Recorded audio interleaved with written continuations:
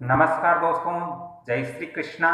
दोस्तों, वास्तुशास्त्र के इस चैनल पर आप सभी का एक बार पुण्य स्वागत है। दोस्तों, वस्त्र, हम जो कपड़े पहनते हैं, जो वस्त्र पहनते हैं, वो प्राय प्राय क्या हर एक व्यक्ति हर एक घर के अंदर रहता है? क्या वही वस्त्र हमारे लिए कभी हानिकारक भी हो सकता है? दोस्तों, वास्तुशास्त्र के अनुसार वस्त्र जो हमारे होते हैं, किसी भी तरह के वस्त्र हो, चाहे पुरुषों के हो चाहे स्त्रियों के हो, मित्रों, वस्त्रों को हमेशा ही आप घर के दक्षिण पश्चिम दिशा में वस्त्रों को रखना चाहिए। वस्त्रों की जो अलमारी होती है वो दक्षिण पश्चिम दिशा में होनी चाहिए। वस्त्र हमारे घर के अंदर इधर उधर बिखरे हुए नहीं होने चाहिए, क्योंकि अगर घर के अंदर वस्त्र बिखरे हुए होंगे तो वहां नकारात्मकताएं बहुत ज़्यादा होगी। नकारात्मक एनर्जी होने से ये सीधा सीधा हमारे ऊपर असर पड़ेगा, उस घर के अंदर जो व्यक्ति रहते हैं उनके ऊपर बहुत ज़्यादा प्रभाव पड़ेगा। तो दोस्तों, घर के अंदर वस्त्र इधर उधर बिखरे हुए नहीं रहने चाहिए।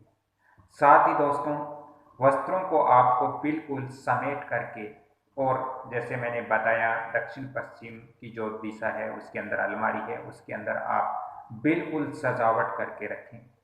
इससे आपको बहुत बड़ा बेनिफिट होगा। सबसे बेनिफिट होगा आपके स्वास्थ्य के लिए, क्योंकि अगर आपके वस्त्र इधर उधर बिखरे हुए पड़े हैं तो इससे नकारात्मक ऊर्जाएं निकलेगी और आप उस घर के अंदर जो सदस्य हैं उनका स्वास्थ्य खराब हो सकता है।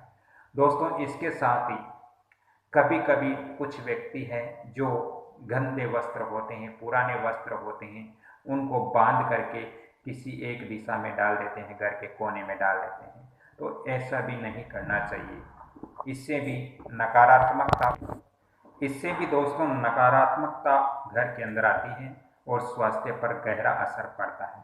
दोस्तों, कभी भी हमें गंदे वस्त्रों के साथ में धुले हुए वस्त्र नहीं रखना चाहिए।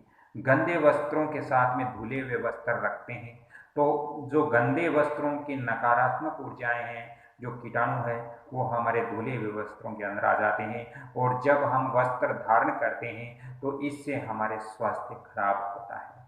दोस्तों, वास्तुशास्त्र के अनुसार रात्रि के अंदर कभी भी हमें खुले में वस्त्र नहीं सुखाना चाहिए। कुछ व्यक्तियों या कुछ माताएं बहनों के अंदर ये आदत होती है कि वो रात्रि के अंदर वस्त्रों की धुलाई करते हैं और सुखा देते हैं। ऐसा नहीं होना चाहिए वास्तुशास्त्र के अनुसार। यदि ऐसा होता है तो घर के अंदर गरीबी आती है, दरिद्रता आती है।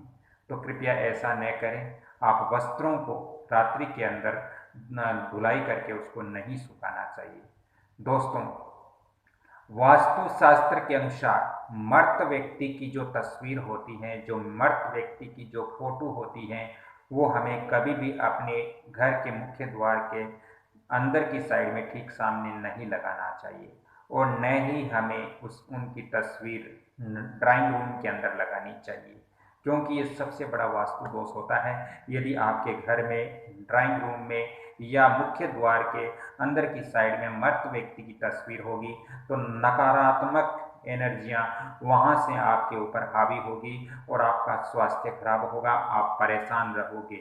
दोस्तों, इसके साथ ही आपकी आर्थिक स्थिति भी कमजोर हो सकती है। इसलिए जो मर्त व्यक्ति की तस्वीरें होती है, जैसे हमारे पूर्वजों की तस्वीर हम अपने घरों के अंदर रखते हैं, लेकिन हमें ये मालूम नहीं होता कि किस दिशा में लगानी चाहिए और किस दिशा में नहीं लगानी चाहिए।